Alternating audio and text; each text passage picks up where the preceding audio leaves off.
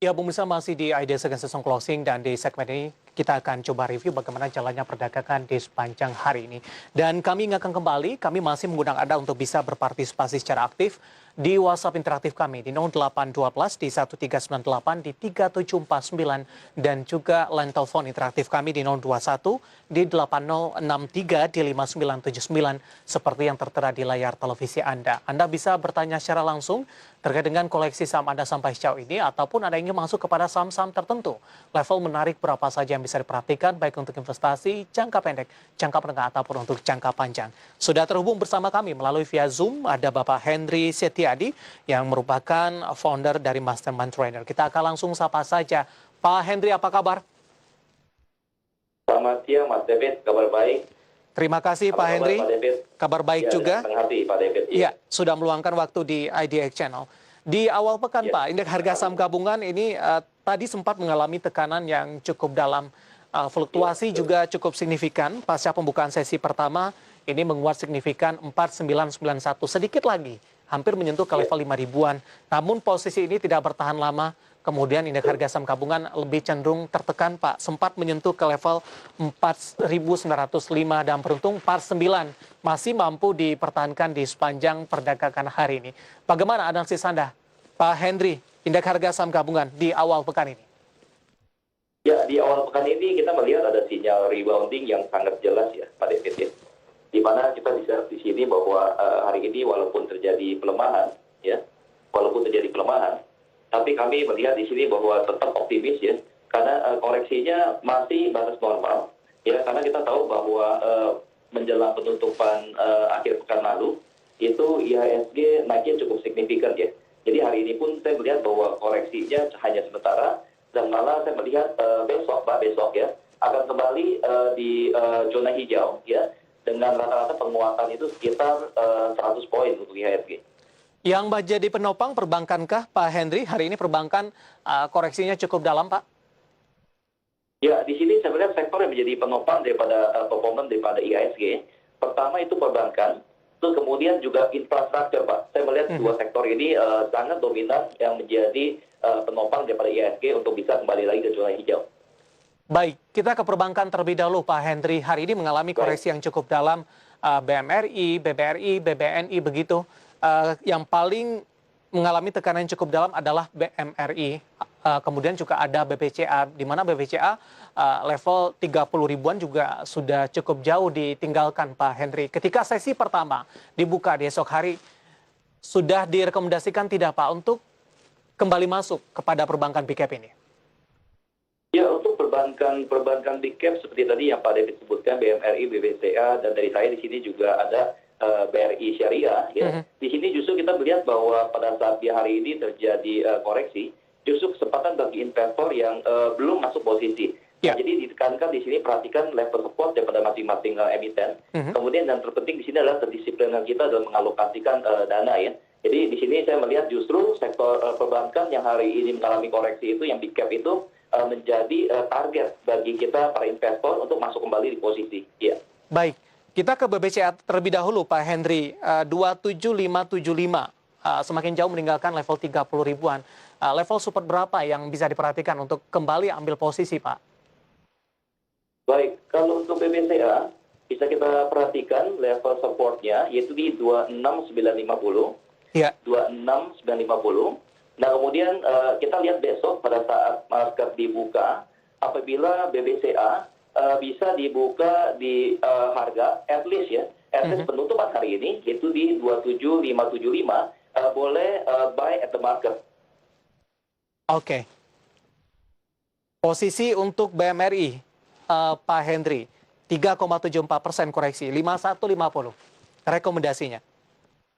Ya, untuk BMRI pun sama ya. Rekomendasi dari saya adalah buy ya untuk perdagangan besok. Lihat apakah pada saat market dibuka itu mampu dibuka di atas harga closing hari ini, yaitu di 5150. Jadi apabila market dibuka at least sama atau di atas 5150, boleh buy at any price ya. Tapi perhatikan untuk level supportnya di 5.000, ya. Kemudian untuk level resistannya ini sangat potensi bagi BMRI dalam satu pekan ini untuk kembali menguji level resistannya yaitu di 6350 Pak David. Oke, 6350. Masih cukup Iya, lebar range yang akan iya. dikejar oleh BMRI. Iya. Posisi untuk BBRI, Pak, di 3090? Baik, untuk BBRI pun juga kita melihat bahwa tetap sama Pak, rekomendasinya baik untuk Mhm. BBRI ya. Nah, perhatikan untuk level supportnya BBRI ya, yaitu di level 3010, Ya, 3010.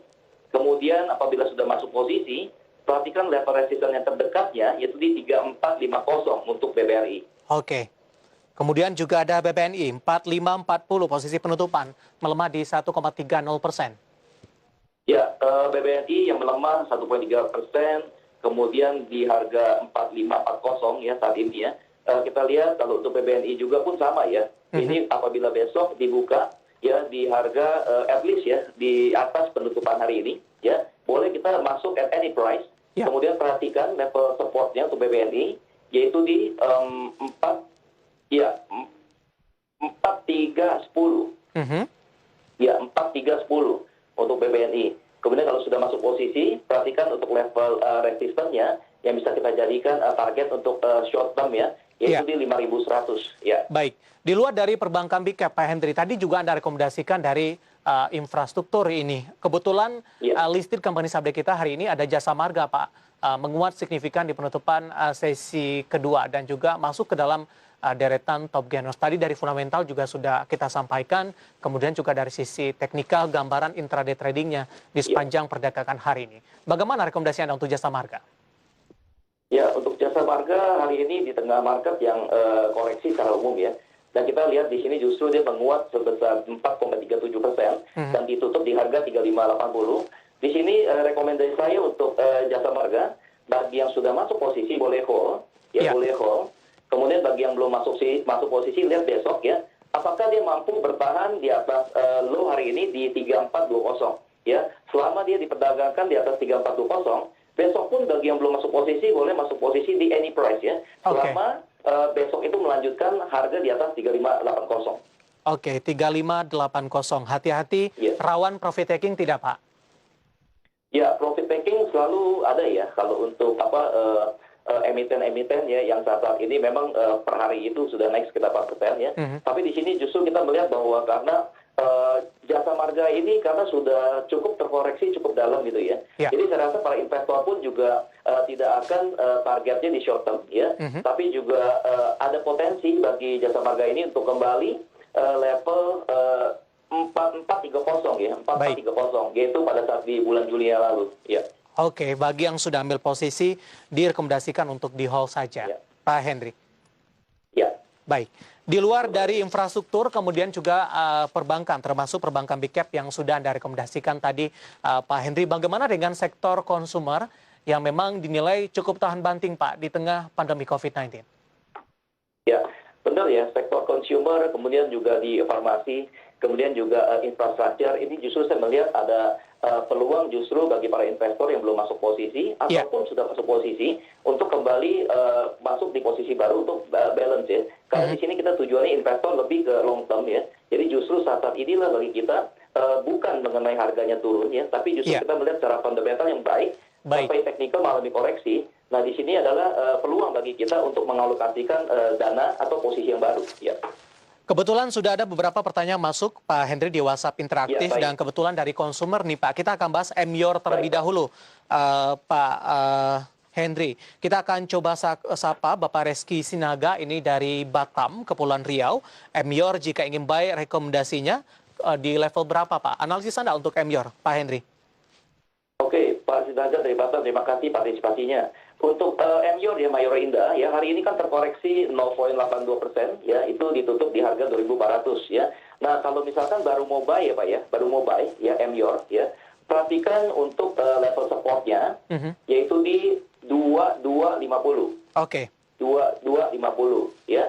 Nah, besok misalkan dia kembali rebound ya, boleh masuk di any price, tapi kalau besok melanjutkan koreksi, harus bersabar dan tunggu apakah dia mampu bertahan di atas supportnya yaitu di 2250. Baik, level 2250 merupakan level yang harus menjadi fokus ya bagi Pak Reski Sinaga yang ada di Batam. Untuk Emyor dan lagi-lagi keputusan investasi tetap ada di tangan Anda para investor dan trader pasar modal Indonesia. Menarik Pak Hendri, kita akan jeda terlebih dahulu. Nanti kita akan coba ulas lagi. Cukup banyak pertanyaan masuk untuk saat ini di WhatsApp interaktif kami. Dan kita juga masih menunggu partisipasi dari line telepon. Nanti kita juga akan lihat saham-saham pilihan apa saja yang Anda rekomendasikan. Dan pemirsa telah bersama kami, ADX Second Session Closing akan segera kembali usai jeda berikut ini.